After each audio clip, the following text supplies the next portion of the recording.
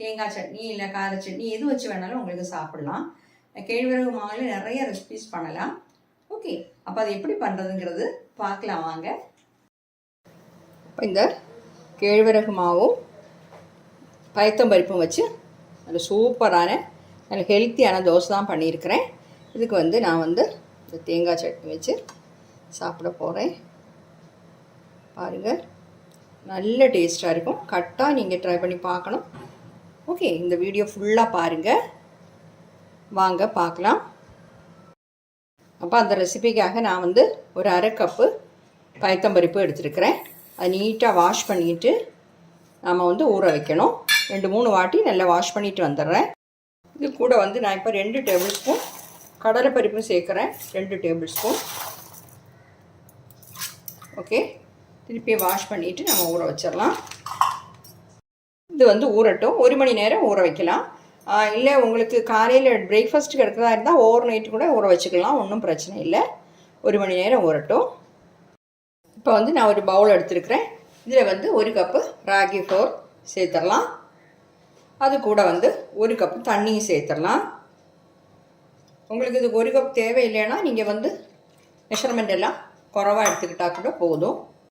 இப்போ நல்லா ரெண்டையுமா மிக்ஸ் பண்ணிடலாம். இதை இப்போ மிக்ஸ் பண்ணியாச்சு. ஒரு 10 நிமிஷம் இப்படி வச்சுருக்கலாம். 10 நிமிஷம் ஒரு ரெஸ்ட் பண்ணுறதுக்காக வைக்கலாம்.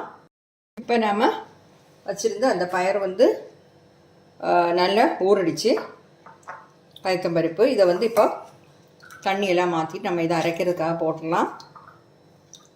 நம்ம அரை கப் எடுத்துருக்குறோம்.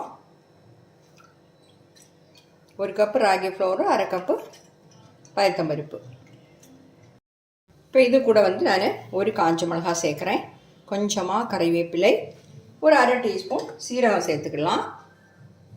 சேர்த்துட்டு தண்ணி சேர்க்கணும். அரை கப் தண்ணியை சேர்த்துடலாம். ஃபைனாக அரைச்சிட்டு வந்துடுறேன். பாருங்கள், நல்லா அரைச்சி எடுத்துட்டேன். இதுங்களா, நல்லா ஃபைனாக அரைச்சி எடுத்துக்கோங்க. இதில் நம்ம எடுத்து வச்சுக்கக்கூடிய கேழ்வரகு ஆவரிக்கை ஒரு 10 நிமிஷம் நம்ம ஊற வச்சுருந்தோமே, அதை இதில் சேர்த்துடலாம்.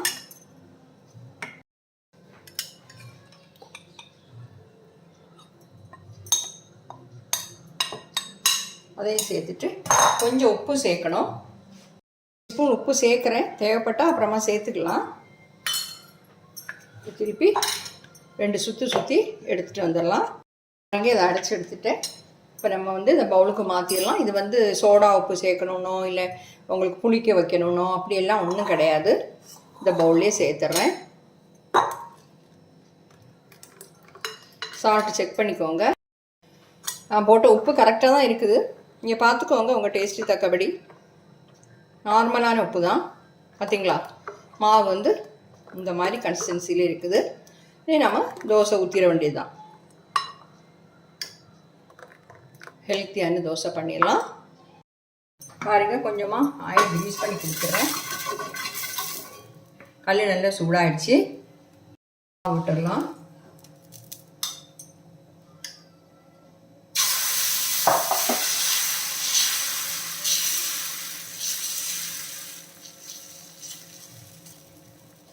இன்னும் உங்களுக்கு கொஞ்சம் பெருசாக வேணால் கொஞ்சம் மாவு நிறையவே விட்டுக்கலாம். பார்த்தீங்களா, வேகட்டும். 2 சைடு திருப்பி போட்டு வேக வச்சிடலாம்.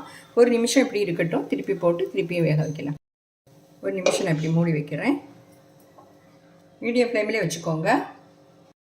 இப்போ வெளில கொஞ்சமாக நெய் சேர்த்துக்கலாம். உங்களுக்கு நல்லெண்ணெய் விருப்பம் இருந்தால் நல்லெண்ணெய் சேர்த்துக்கலாம். நெய் வேணால் நெய் சேர்த்துக்கலாம். கொஞ்சமாக ஒரு 1/4 டீஸ்பூன் தான் நான் சேர்க்குறேன். குழந்தைகளுக்கெல்லாம் கொடுக்குறதா இருந்தால் இன்னும் கொஞ்சம் சேர்த்துக்கலாம், ஒன்றும் பிரச்சனை இல்லை.